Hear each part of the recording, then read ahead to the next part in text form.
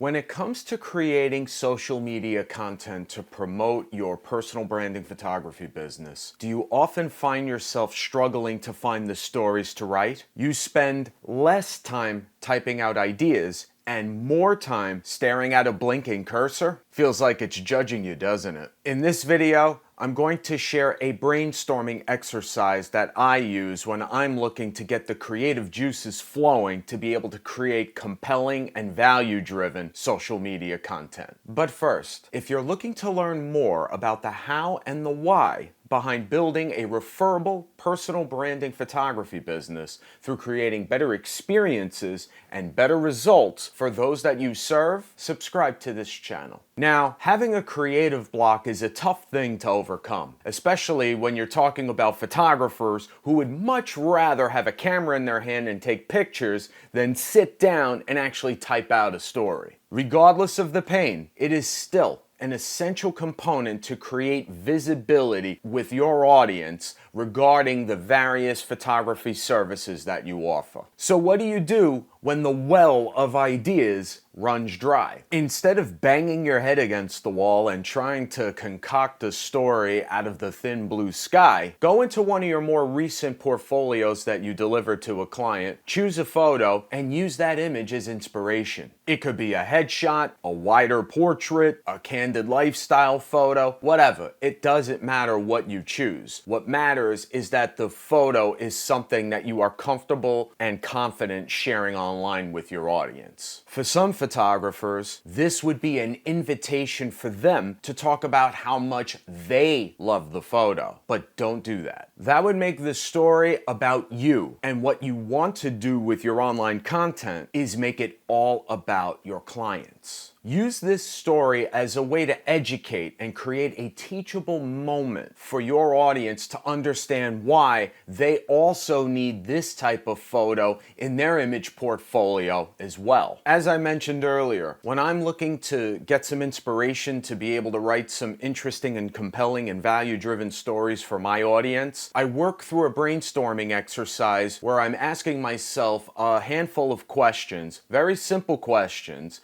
just to be able to get some idea nuggets going and then take it from there to be able to develop into a full-blown story. Here are the questions that I ask myself. What problem does this image solve for my client? Why is the emotional sentiment conveyed in this image ideal for my client? How can this photo be used throughout their online presence? Why does this photo belong in my client's image content portfolio? And how does my client feel about this photo and the other photos as well? The last question refers to testimonials. If you've got one from that particular client, be sure to use that as a tag at the bottom of that story to be able to add a nice layer of social proof. Once the brainstorming exercise has sparked at least one really good idea nugget, you can then flesh that thought out into a full-blown beginning, middle, and end story that ultimately provides a teachable moment for your audience. When you create relevant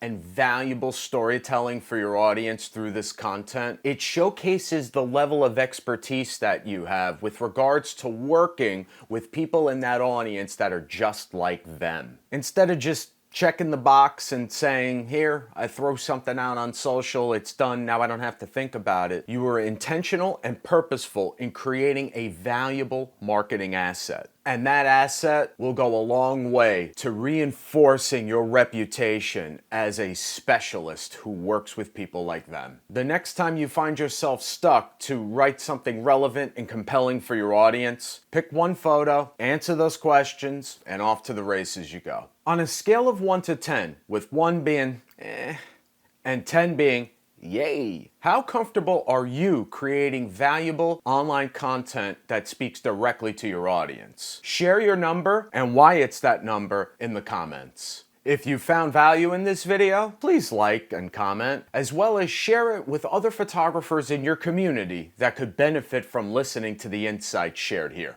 Well, folks, that's all for now. Be well in life and photos, and I'll catch you next time.